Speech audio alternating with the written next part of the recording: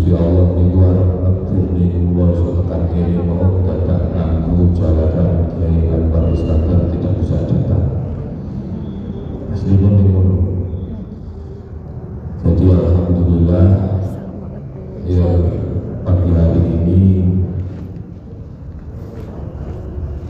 saya terpaksa harus sowan ke Panjenengan menyebarkan mungkin ketidakpuasan dan kekecewaan di hati Panjenengan.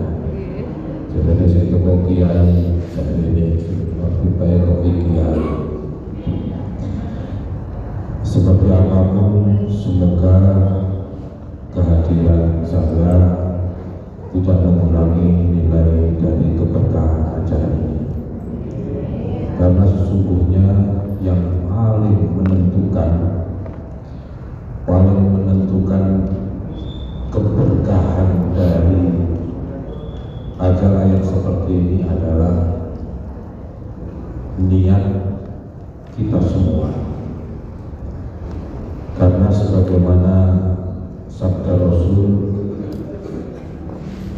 ketika Rasulullah hijrah dari Makkah ke Madinah, beliau menyampaikan innamal a'malu binniyat wa likulli imri'in ma nawa. Sesungguhnya nilai amal itu ditentukan oleh niat, dan likulli imri'in ma nawa. Setiap orang berhak hanya atas apa yang diniatinya. Bahkan diteruskan di dawuh itu, faman kanat hijratuhu lillahi wa lirasulihi fakanat hijratuhu lillahi wa lirasulihi. Dan barang siapa yang hijrah ikut Rasulullah itu benar-benar lillahi wa lirasulihi, niatnya karena Allah dan karena Rasulullah, maka nilai dari hijrah itu juga lillah wa lirasulihi. Adapun ketika waman kanat hijratuhu lidunya yusibuha aw imra'atin yukiuha, ini Rasulullah juga dalam hadis ini mengatakan, dan barang siapa yang hijrahnya karena menghendaki dunia yang akan diperolehnya, atau karena hendak menikahi perempuan yang diinginkannya, maka nilai dari hijrah itu yaitu saja. Artinya bapak-bapak, ibu-ibu, kehadiran Panjenengan semua di sini, terlepas dari siapapun yang duduk di sini dan kemudian berbicara di hadapan Panjenengan semua, sebenarnya sejak dari tadi pagi jenengan rawuh ke sini, duduk di sini, ini nilainya sudah ada. Nilainya seperti apa? Nilainya besar atau kecil tergantung dari niat Panjenengan ke sini tadi. Jangankan hanya kita datang dari rumah ke sini untuk menghadiri acara seperti ini, bahkan para sahabat Nabi, orang-orang yang terpilih yang mendampingi perjuangan Rasulullah saja, ini mendapat dawuh yang seperti itu dari Rasulullah. Sudah kangelan ya, sudah benar-benar mencurahkan semua upaya, meninggalkan semua miliknya di Makkah, sebelumnya saudagar, sebelumnya punya ini, ditinggal semua untuk hijrah ke Madinah. Itu pun ternyata oleh Rasulullah masih diberi catatan, faman kanat hijratuhu lillah wa lirasulihi, dan seterusnya. Barang siapa yang hijrahnya, yang amalnya itu benar-benar karena Allah dan Rasulnya, maka nilainya tentu saja besar. Demikian Demikian juga kita, karena di dalam hadis yang lain Rasulullah juga mengatakan bahwa innallaha la yanzuru ila suwarikum wala ila ajsamikum walakin yanzuru ila qulubikum wa a'malikum. Allah tidak melihat, atau dengan bahasa yang lain, Allah tidak sekedar menilai ila ajsamikum alwanikum wa ajsamikum, tidak menilai warna dan badanmu dan zahirmu, tapi yang dulu ila qulubikum wa a'malikum. Tapi Allah menilai ila qulubikum, hati kita, dan amalku, amal-amalmu semua. Dawuh Rasulullah. Artinya yang dinilai oleh Allah adalah hati kita dan amal kita. Nah, hati tentu saja dalam hal ini tercermin di dalam niat. Artinya sekali lagi, nilai dari pertemuan kita pagi hari ini sebenarnya jauh-jauh sebelum acara ini dimulai sudah mulai panjenengan hadir ke sini, ini sudah mempunyai nilai sesuai niat masing-masing. Nah, ayo kita tanya ke pribadi kita masing-masing, niatnya apa? Niatnya jenengan apa, Bu? Haji. Ya berarti oleh ganjarannya haji. Mbok sing teko kiai apa kiai, maksudku. Dan niat itu yang penting, yang pertama. Kemudian baru ila a'malikum. Kalau hanya sekedar baru niat dengan datang ke sini kemudian dengar tapi gak paham belas, ya tetap oleh ganjarannya haji, tetap oleh pahalanya hadir di majelis ini. Dengan datang ke sini tapi sebagaimana biasa sore seger pagi-pagi, tapi begitu dengar kata-kata assalamualaikum langsung teko ngantuk misalnya, seperti biasa, ini otomatis banget. Ini yang nilainya adalah nilai haji, karena kita sudah datang, amal kita sudah datang, dan niat kita sudah benar niat haji. Nah, baru kemudian amal ini kalau kita tambah, ya tentu ada tambahan. Kita tambah dengan misalkan dengan kesini sholat duha, sholat tahiyatul masjid, terus kemudian sholat duha, ditambah zikir tengkadi, kemudian ditambah dengan ngaji tenanan misalnya. Ibu paham orang khusus dan jadi kendak orang, tapi yang jelas berusaha untuk tenanan, maka tentu nilainya bertambah. Karena sekali lagi yang dulu ila qulubikum wa a'malikum. Jadi denganmu dari rumah tadi berangkat golek sandal sing cocok karo klambi gak ketemu, itu gak enak baik-baik, gak enak urusane.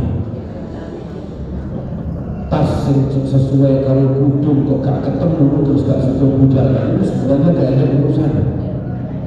Biasanya kemarin itu gak budal-budal kan ketemu. Nyocoknya. Oleh sebab itu, ya seperti apapun kita berharap semoga pertemuan kita pagi hari ini benar-benar pertemuan yang bernilai di hadapan Allah Subhanahu. Bukan hanya bernilai bagi kita, karena kalau bagi kita, bagi manusia ini penilaiannya macam-macam. Wah, sebenarnya kalau kajian pagi tadi, nyopo. Kapan sini gitu misalnya daftar dan mulai enak sing ngono. Artinya memang sebenarnya wong dewi-dewi kalau ini dipakai sebagai ukuran maka otomatis macam-macam. Enak sing sebenarnya lucu, nek gak lucu gak main. Malengan dan seterusnya. Nah ini bukan ini yang kita maksudkan. Yang kita maksudkan adalah semoga ini benar-benar bernilai di hadapan Allah Subhanahu wa ta'ala. Bapak-bapak, ibu-ibu, hadirin hadirat yang berbahagia, rahimakumullah. Sebenarnya acara-acara seperti ini sebagaimana yang diniatkan, niatnya adalah kajian, niatnya adalah pengajian, kajian dan lain. Saya tidak ngomong tentang fakta hari ini, saya tidak ngomong tentang rencana, niat. Karena faktanya ya karena terpaksa saya yang datang, bukan Kiai beneran. Meskipun Bayi Anwar itu karena itu ya sudah dengan mulai dan Rasulullah pun nama aku soal yang mulai. Bukan apa-apa, artinya sebenarnya kalau kita mengacu pada niat, maka apa sih sebenarnya urgenitas atau pentingnya sebuah kajian-kajian seperti ini? Kita tahu bahwa seringkali disampaikan dan seringkali di onek-oneknya dihafalkan di mana-mana bahwa wa ma khalaqtul jinna wal insa illa liya'budun. Sebenarnya Allah tidak menciptakan jin dan manusia kecuali untuk berbakti, untuk beribadah kepada Allah. Artinya sebenarnya grand design manusia, desainnya manusia diciptakan oleh Allah ini sebenarnya didesain untuk beribadah kepada Allah. Atau lebih tepatnya dalam bahasa yang lain, fungsi dasar manusia diciptakan karo pabrik ini adalah untuk beribadah. Ini fungsi dasar. Artinya sebenarnya apa saja yang kita lakukan tentunya ini, apa saja yang kita lakukan mestinya harusnya bernilai ibadah, karena memang untuk itu kita diciptakan. Sehingga ada hikayat, ada cerita dari beberapa ulama terdahulu, salah satunya adalah Ibrahim bin Adham. Pernah ketika waktu itu Ibrahim bin Adham itu anaknya orang kaya dan hobinya berburu. Pas waktu ini sedang asik-asiknya berburu, dia dapat hidayah dari Allah itu cuma begini, ya sepele. Apakah untuk ini saya diciptakan? Akhirnya tobat sudah menjadi ulama besar, Syekh Ibrahim bin Adham.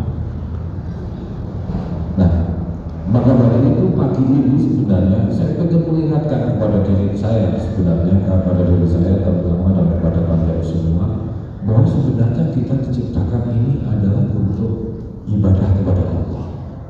Sehingga fungsi-fungsi yang lain, kegiatan-kegiatan yang lain yang mohon maaf tidak bernilai ibadah, maka ini sebenarnya adalah hanya kegiatan-kegiatan tambahan saja dan bukan fungsi pokok.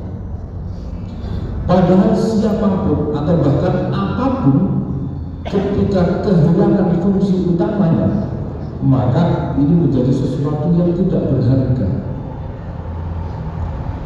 Mikrofon, fungsi utamanya adalah untuk ini menangkap suara, kemudian dibawa lewat kabel ke amplifier, kemudian disampaikan.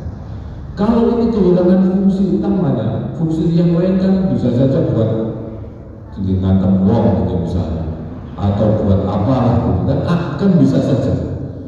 Tapi kalau kehilangan fungsi dasar, fungsi pokok, fungsi utamanya, itu nggak iso menerima suara, kemudian tidak bisa untuk di amplifier dan lain-lain, ya sudah, itu menjadi barang yang tidak berharga.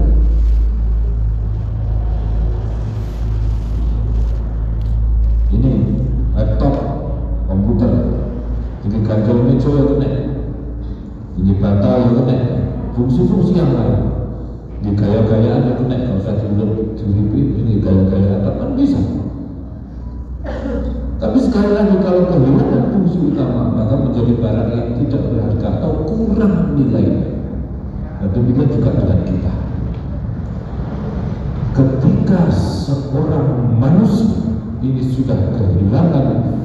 fungsi pokoknya, maka sebenarnya dia sudah kehilangan nilai dari kemanusiaan itu. Sudah nyala, sudah tidak sesuai dengan desain pabrik.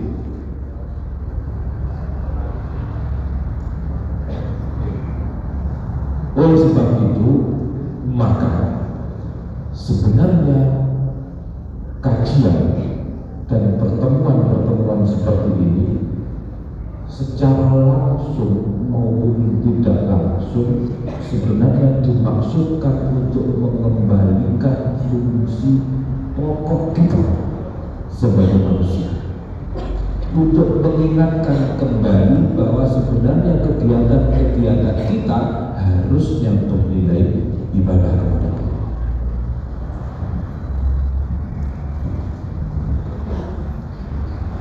Terus padahal kalau dihitung kegiatan kita sehari-hari, mulai pagi bangun tidur sampai kemudian tidur lagi, ini kira-kira sudah bernilai ibadah yang mana? Salat subuh berapa menit Bu? 10 menit. Terus terus Quran 10 juz gitu kan, di 10 kerja. Enggak, satu juz paling 20 menit, setengah jam, enggak sampai setengah jam, satu juz setengah jam. Bila apa Quran biasanya 20 menit atau 15 menit. Kalau baca kemudian atau blok-blok ya betul sulit. Tapi tidak masalah sebenarnya, ini sebenarnya bukan dapat banyak atau tidaknya, tapi justru istiqomah atau tidak. Terus kemudian kegiatan-kegiatan yang lain. Nah, untungnya Allah Subhanahu wa Ta'ala ini tidak orang betul detail. Puji Allah itu lebar, sehingga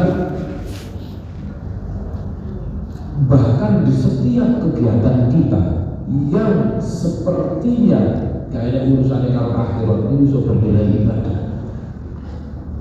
Taruhlah seperti kita bekerja, kantor, sawah, pasar, dagang dan lain-lain.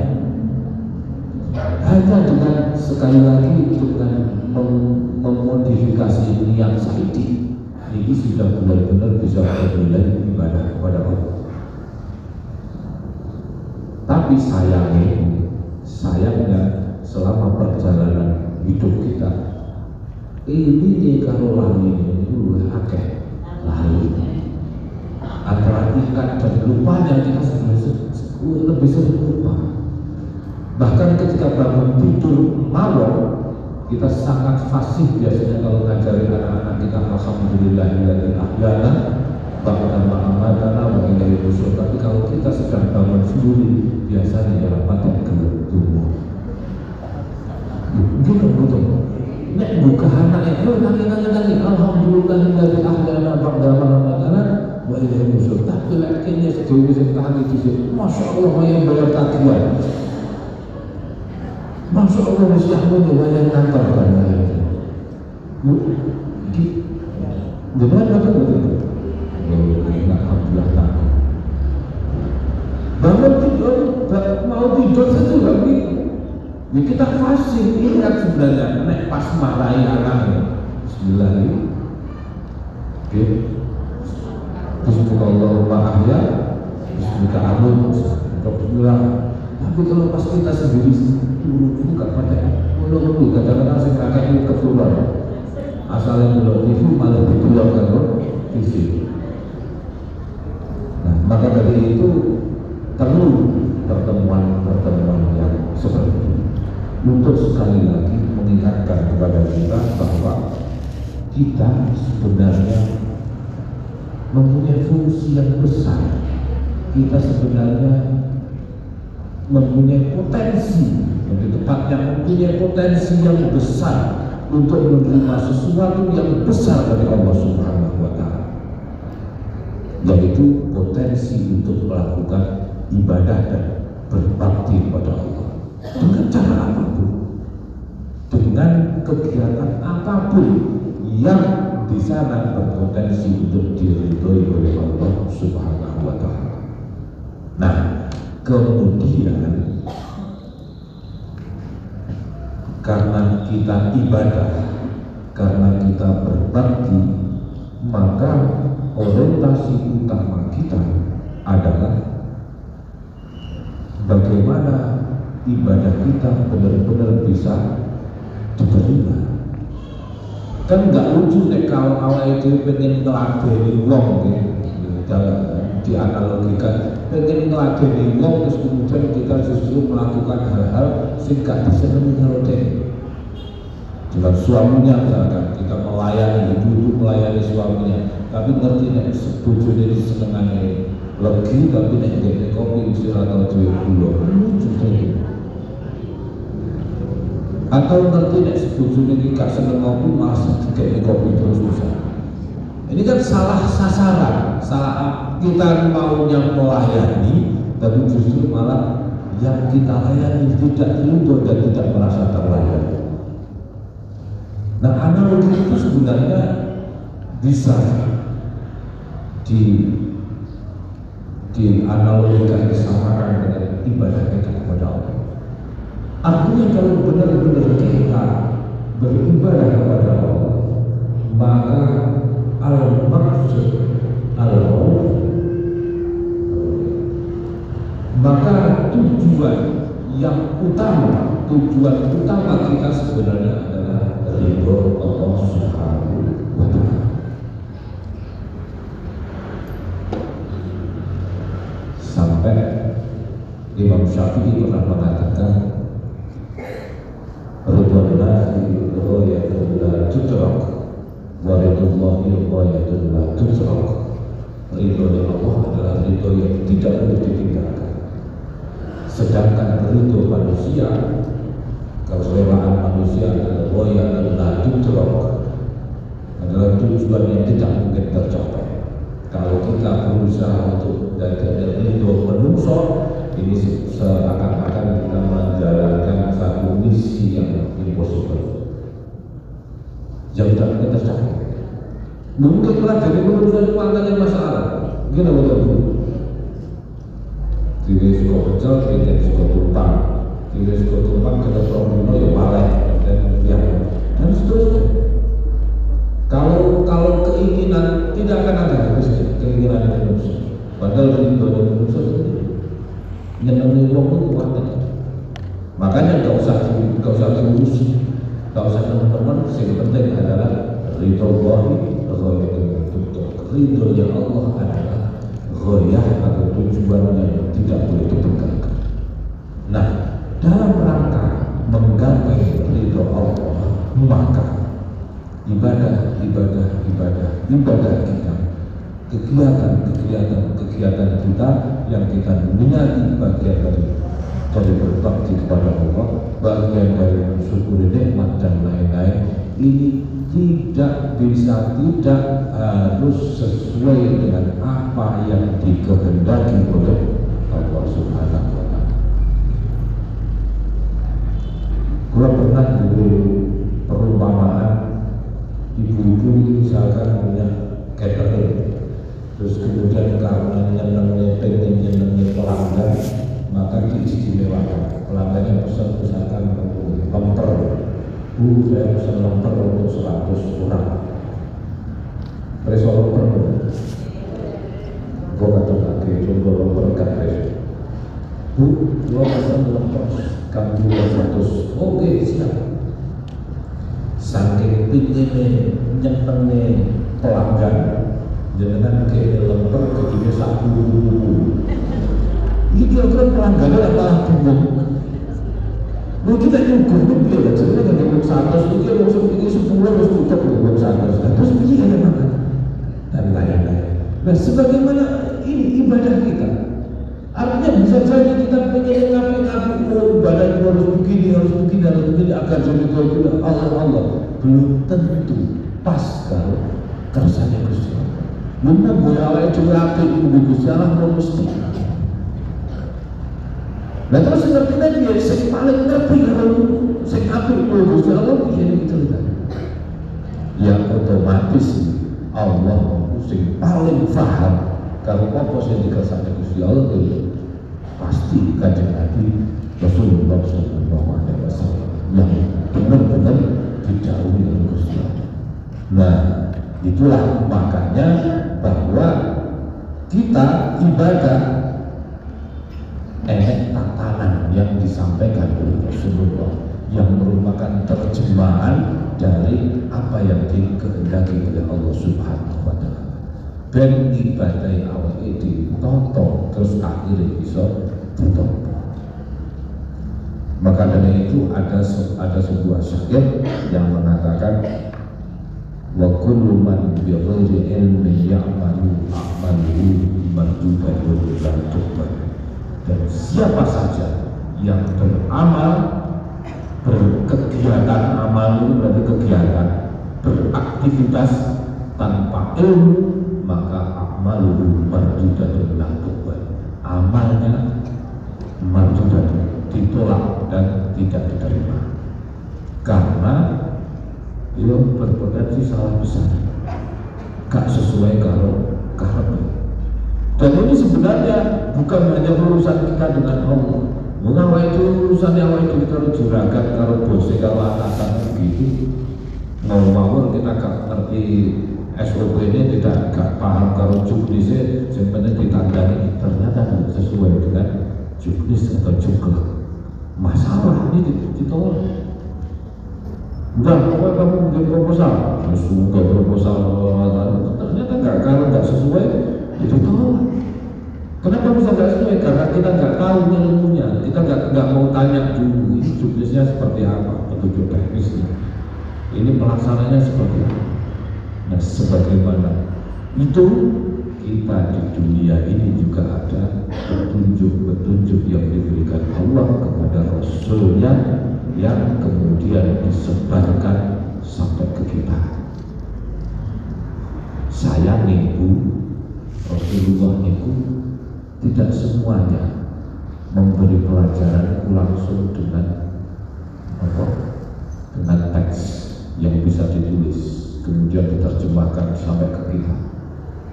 Ada beberapa seperti sholat misalnya, Rasulullah hanya mengatakan selalu kemarin itu selalu kamu sholat sebagaimana kamu melihat saya sholat.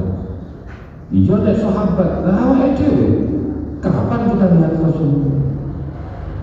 Atau khusus yang mana sikapku haji sudah alhamdulillah kita acara haji dari aku kata Rasulullah gitu. Ya kita kan nggak bisa ketemu aja nggak pernah, apalagi lihat beliau sholat, apalagi lihat beliau haji. Ya akhirnya kita harus mendengar dari orang-orang yang pernah melihat Rasulullah. Kita harus mendengar dari orang-orang yang pernah mengambil manasik itu dari Rasulullah. Itu pun kita nggak pernah tahu, ya otomatis para orang lain mendengar dan seterusnya. Ini yang dinamakan, yang kita kenal sekarang sebagai sanad keilmuan. Artinya apa yang kita ketahui, tata cara ibadah kita tergantung apa yang diajarkan guru kita bersambung pada apa yang diajarkan oleh gurunya dan lain-lain sampai kepada Rasulullah SAW. Bapak-bapak, ibu-ibu, rahimakumullah. Nah, di negara kita tasawuf sanad seperti ini, nyambungnya sanad seperti ini, dan kemudian praktek bisa beribadah sesuai dengan tuntunan Rasulullah sebagaimana kita lihat sekarang. Ini pernah tidak bisa dijalankan, pernah benar-benar gak bisa melakukan atau terbatas sekali.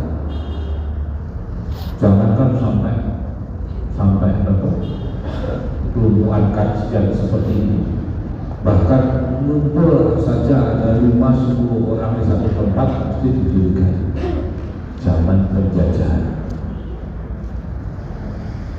ini kan mumpung 17 Agustus 20 di kekagum kitanya Agustus dan masih terasa fight-nya biar masih terasa sekali. Nah, ini Kita pernah, negara kita pernah menjalani hal seperti itu. Nah, dan merupakan bagian dari ibadah yang besar yang diajarkan oleh Rasulullah adalah memperjuangkan cara memperjuangkan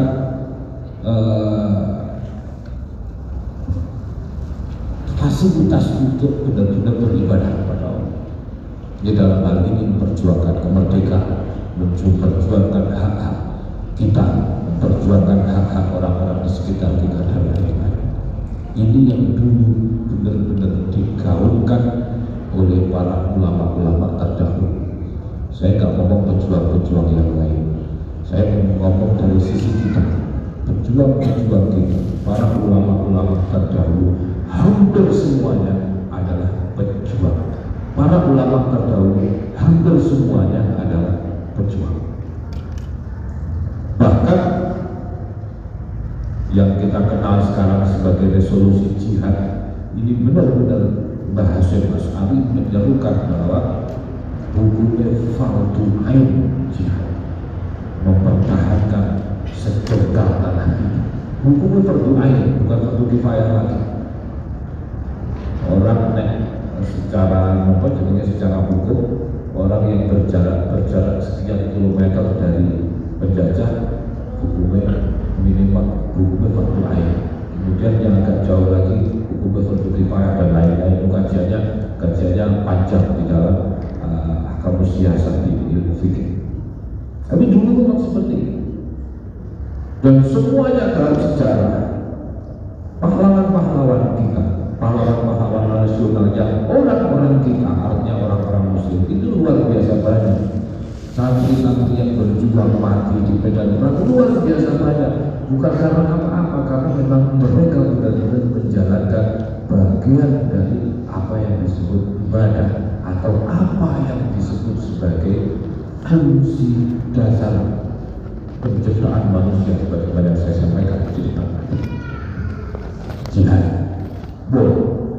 Nah, tapi di antara niat itu bukan namun sekedar ta'abbudan lillah, bukan hanya sekedar beribadah kepada Allah, tapi juga mikir nih anak cucunya jadi bisa beribadah kepada Gusti Allah. Cinta tidak termasuk Allah itu. Nah, jadi kita sebenarnya sekarang bisa berkumpul seperti ini. Ini sebenarnya salah satu buah dari kenikmatan besar yang diberikan oleh Allah Subhanahu wa Ta'ala kepada bangsa ini berupa kemerdekaan. Yang ini merupakan hasil juga perjuangan dari para ulama-ulama terdahulu kita terdahulu yang menjadi pejuang-pejuang di medan perang. Akhirnya jadi koyok potongannya Allah diri.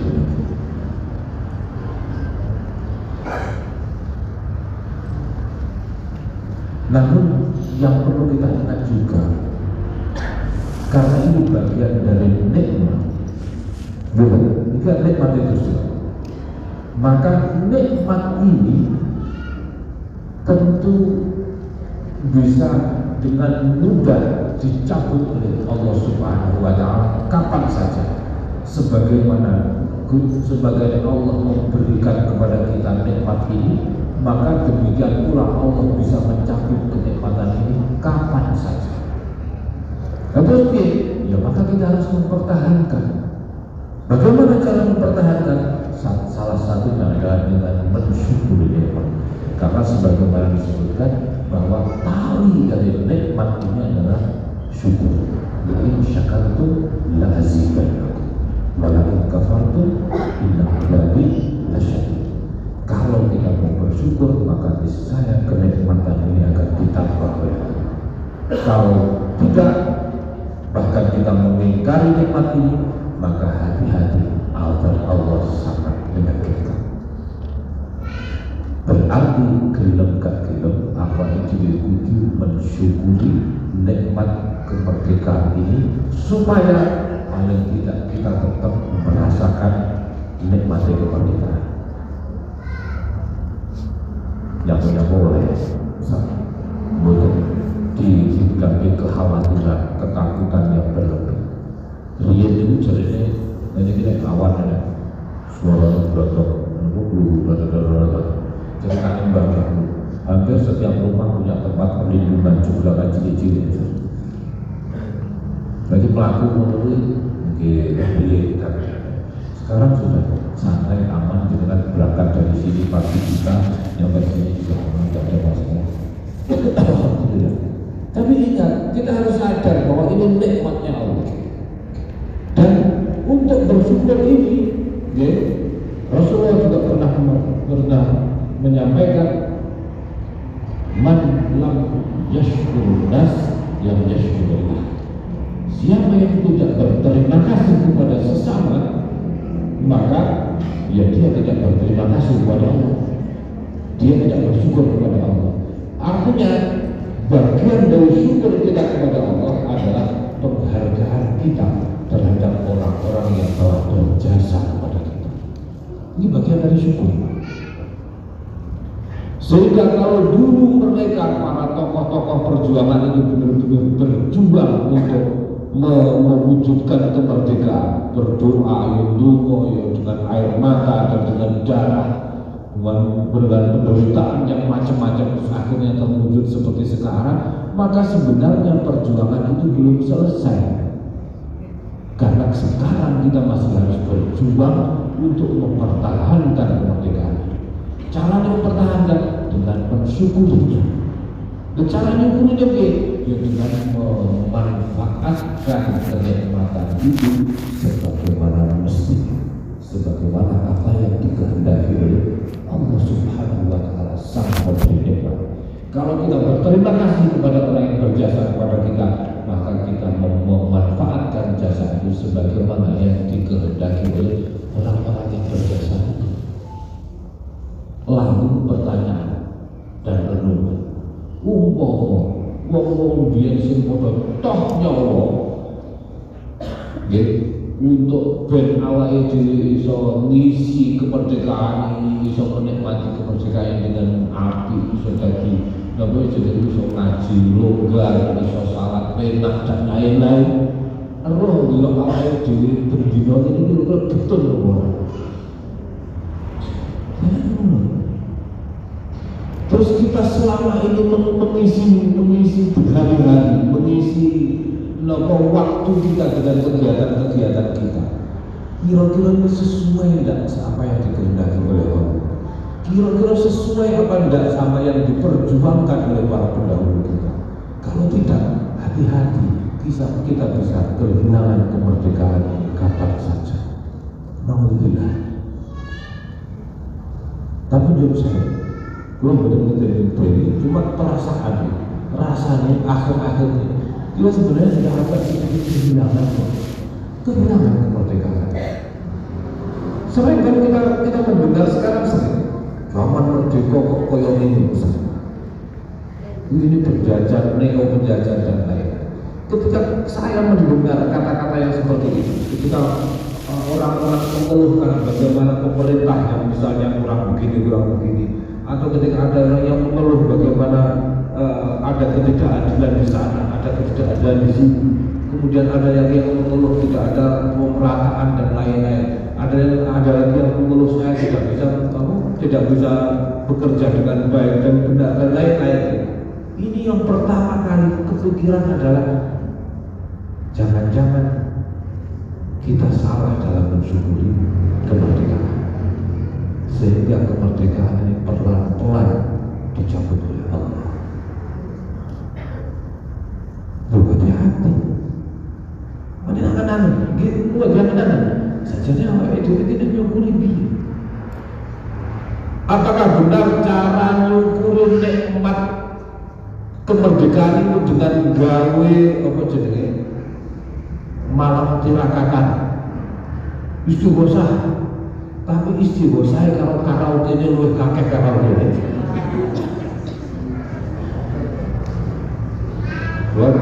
Gua butuh ngomongnya benar, ngomong kan lah atur.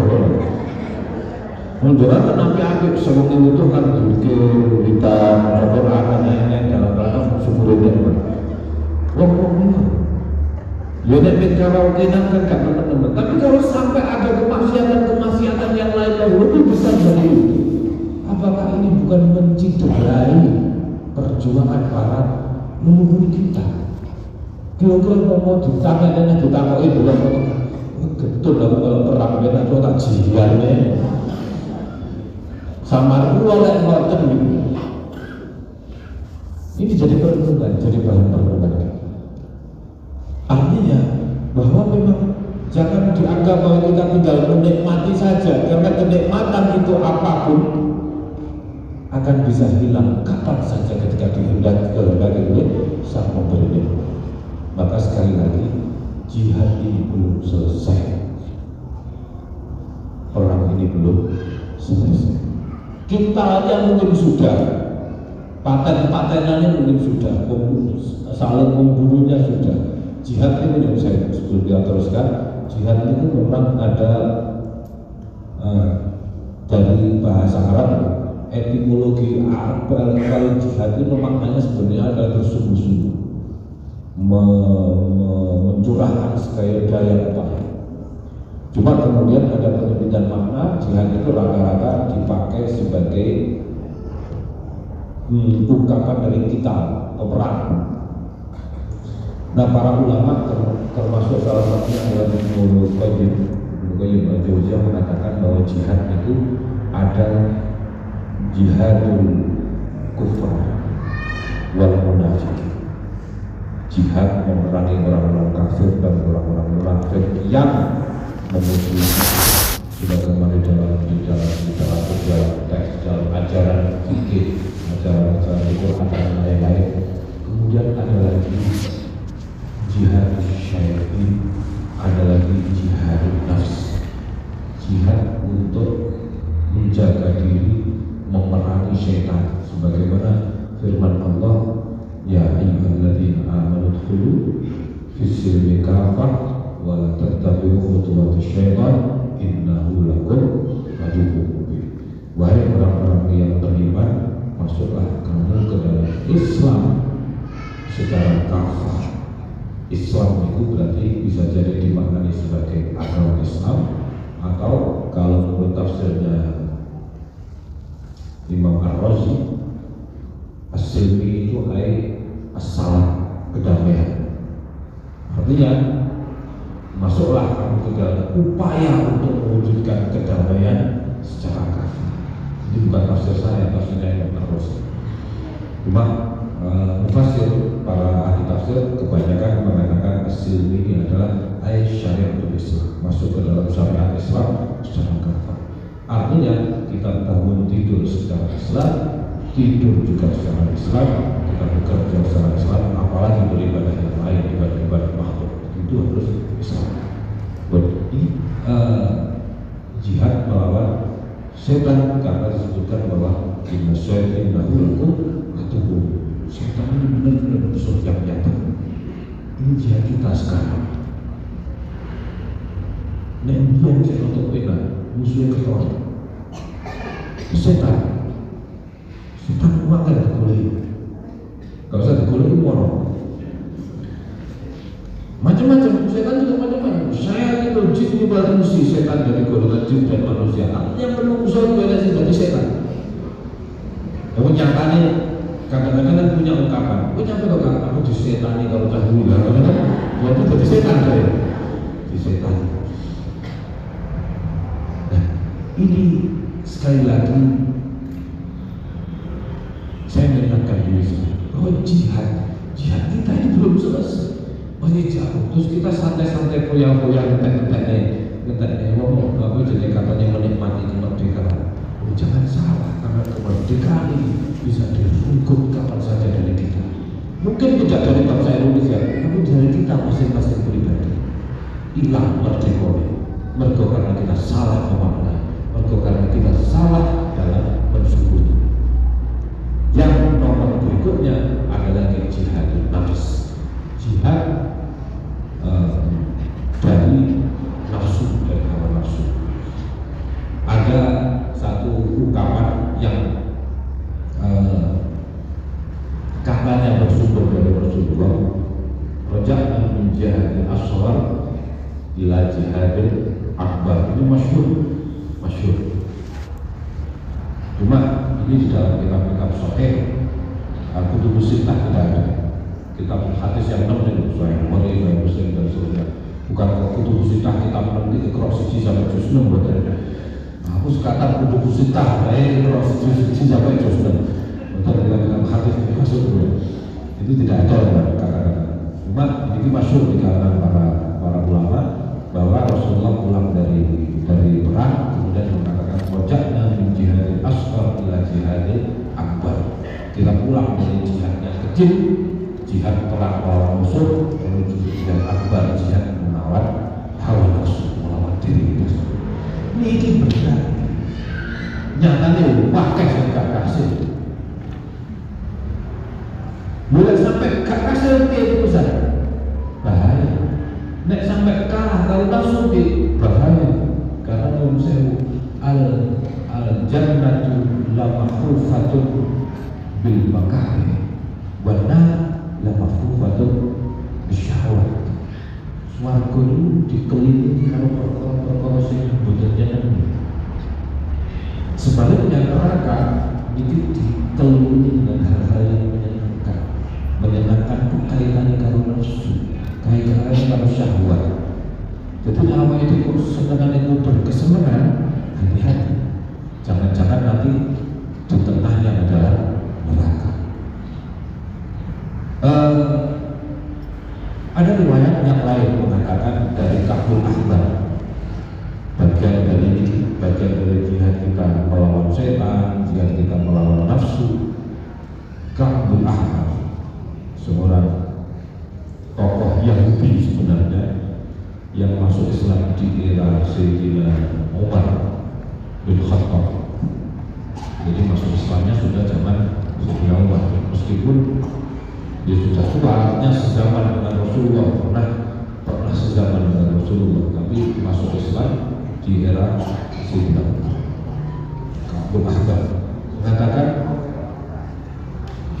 khusul ini dan minasyayatin salah satu.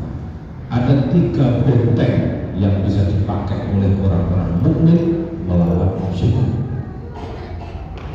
1, al-masjidu khusus. Masjid menjadi benteng. Masjid ini ambang melawangi bolong-bolong dan dilawan pecah. Ini sebenarnya adalah membentengi dari syaitan. Artinya sopo-sopo wong sregepnya masjid potensi menang musuh setan luwih akeh tinimbang sing gak sapa benteng. Ini kan berarti sing gak sapa masjid. Senajan nek masjid ya punya tapi sing paling mudah sapa masjid wis metu lumayan timbang sapa benteng. Karena masjid hisab, masjid itu dari benteng. Yang kedua, zikrullah khusus, zikir kepada Allah. Ini juga benteng. Maka tadi ada zikir, gitu. Ahad pagi ada jadwalnya, ada zikir. Ini sing teko separuh gak sampai kembali. Sing bawa zikir, termasuk aku. Dulu zikir dulu nang omah ya, gayane. Termasuk zikir. Karena kula duwe alasan. Nyapa kok gak bawa zikir dulu, zikir ora kudu muni, ora kudu bareng-bareng dan lain. Jadi kalau malah urusannya itu. Dua kan memang begitu. Akhirnya kita Al-Habib Abdullah bin Ali Al-Khattab mengatakan bahwa al-zikrul istilah, zikir itu zikrul lisan, zikrul qalb, dan zikrul jawarih. Zikir lisan itu zikir saja kalau kantuk-kantuk kayak kita orang yang mau. Zikir itu kantuk. Ini ya zikir lisan, zikir lisan. Allah gak lo kape, gak lo sedih jauh, pokoknya lo zikir lisan. Itu malah zikir. Lalu dua agak ngerti harus dijalur. Berarti dikit karena menyebut asma, baca Quran. Ini tulisan. Yang kedua dzikirul qalb, zikir hati. Zikir hati nopo? Hati yang itu bicara dan tidak mikir-mikir bagaimana kita memperbaiki kualitas ibadah kita kepada Allah. Zikir, termasuk omong-omongan ini jadi zikir. Karena omong-omongan ini bernilai itu bahwa itu dia nabi toto kromone awak itu nabi ibadah awak itu adalah Gusti Allah. Jangan lahir mengenangkan di rumah bisa terpikir sehingga malah boleh kena mengenang dari lalu tua itu sudah dulu berapa. Ya Allah, berkuih sakmenya salah kepada gelap. Iya caranya itu salah kusuk. Masuk sekolah ini salah kusuk bisa dulu tahu. Mulai takbiratul ihram sampai salam kain Gusti Allah. Ya gitu. Jangan tahu. Salam mulai takbiratul ihram sampai salam kain kemuliaan Gusti Allah. Padahal sakmenya mulia wa itu. Mulia susah biasa. Kenapa ya begitu? Salam kepada satu-satunya sambungan yang itu Gusti Allah kan salam mulai itu. Nah, kalau itu melakukan kenangan yang mahfi jangan salah. Itu jadi itu. Mungkin kita belajar dari sana dulu. Atau singkari dia dikerul Jawa dikiri anggota badan. Ya berarti kita memanfaatkan semua anggota, memanfaatkan tangan, ditulis, berupa tinggi motor, sikit laku. Pokoknya untuk melakukan kegiatan yang di sana ada ketaatan kepada Allah itu bisa jadi termasuk. Jadi zikrullah sekali lagi tapi zikrullah ini hisnul, zikir Gusti Allah menjadi benteng. Jadi kegiatan yang itu sehari-hari sebenarnya bisa jadi benteng ketika terlibat diniati untuk melakukan sesuatu yang bernilai ketaatan kepada Allah Subhanahu wa Ta'ala. Termasuk nyambut gawe. Karena nyambut gawe itu perintah. Tolakul halal itu fardhu. Ya golek halal itu kalau sing fardhu bakal fardhu. Nggih, golek halal itu bagian dari kewajiban. Bahkan misalkan gak usah ada dengan dadak niat terus ben kena diunggah kaji, kena gak usah ada dengan niat nyambut gawe ben gak duwe ketergantungan yang menungso mawon itu mudah dilibatkan. Aku ben gak bolak-balik karena awal kok tak nyambut gawe itu dari karena ini bagian saka perintah. Makanya kalau ngaku di bolak-balik, kalau ngomong bolak-balik juga tahu dulu bahwa wong soleh itu tidak harus berubah lalu identitasnya. Pengen hijrah, pengen jadi wong soleh itu tidak butuh ganti busana. Ya sing penting busana sapi sesuai karo syarat tutup aurat selesai. Penggawean halal, betul haram selesai. Wong soleh itu butuh ganti penggawean. Asalnya api-api jadi lurah, jadi nunggu jadi neng kantor, kemudian karena pengen jadi wong soleh suka tahu kantor ini mesti malah betul soleh. Menurut sih diarani soleh itu al-qaim bi hukukillah wa hukuki ibadi. Bisa melakukan yang mesti jadi kewajiban dari Gusti Allah dan melakukan kewajiban dalam sepodo-podo manusia. Kewajiban itu jadi apa? Itu kewajiban jadi pas minggu nek oleh tugas ikam nyaku, ya kewajiban ini. Sebenarnya jadi tukang sapu sing soleh. Tani, yo tani pokoknya apa itu sampai sudah kaya tanggung dia tanggung, kaya panen, gak usah mana sih. Tonggo pas maju ya orang maju di galutan tonggo dan lain-lain pun dari wong tani soleh. Ditambah kalau urusan hak-haknya dalam kewajiban yang ada Gusti Allah. Buat tadi tani soleh. Orang harus pengen dari tani soleh berjalan sawah kayak lambi koko, bawa sarung, malah itu.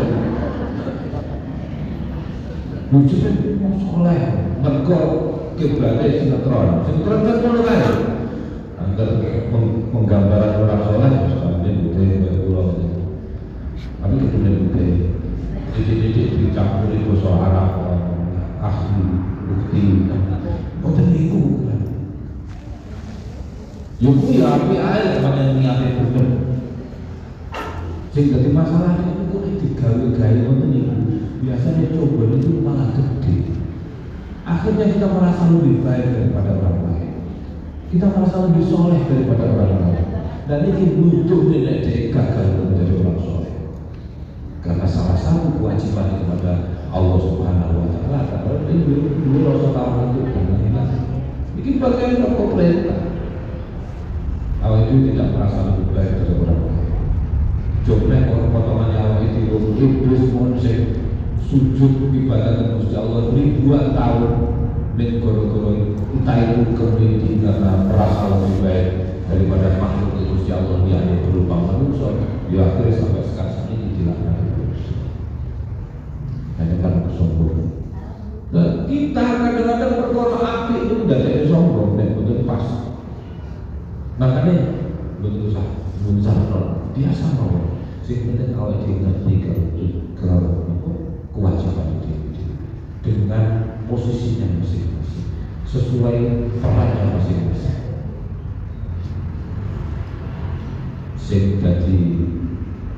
sing dapure dadi guru dadi kiai tambah orang sana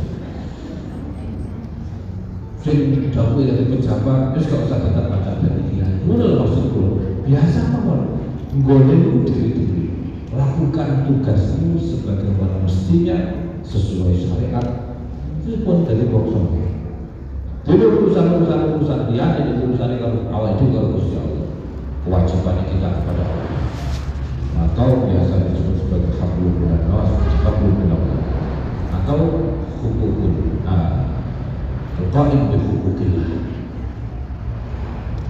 termasuk kewajiban dan makhluk Gusti Allah yang lain kita, kehidupan dan lain-lain. Nah, ini semua muaranya adalah bagaimana agar kita benar-benar menjadi manusia sing sesuai dengan fungsi dasar, fungsi pokok, tujuan pokok penciptaan Gusti Allah mau, yaitu wa khalaqtul jinna wal insa illa ibadah kepada Gusti Allah. Semua yang bernilai ibadah, nyambut gawe bernilai ibadah, turun bernilai ibadah, temu-temu bernilai ibadah, karena diniat benar dan diilmu benar-benar ini untuk menggapai ridhonya Gusti Allah. Dan sekali lagi bahwa ini juga bagian soal wujud penghargaan kita terhadap para pahlawan. Pahlawan ini sudah ada. Terus memperjuangkan wadah untuk kita, tinggal kita mengisinya sesuai api lah, sesuai sekarang pendahulu adalah menggapai ridha Gusti Allah.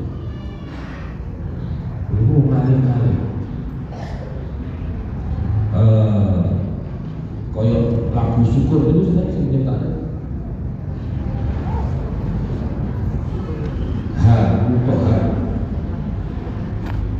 itu habis itu paling sampai umat harus marah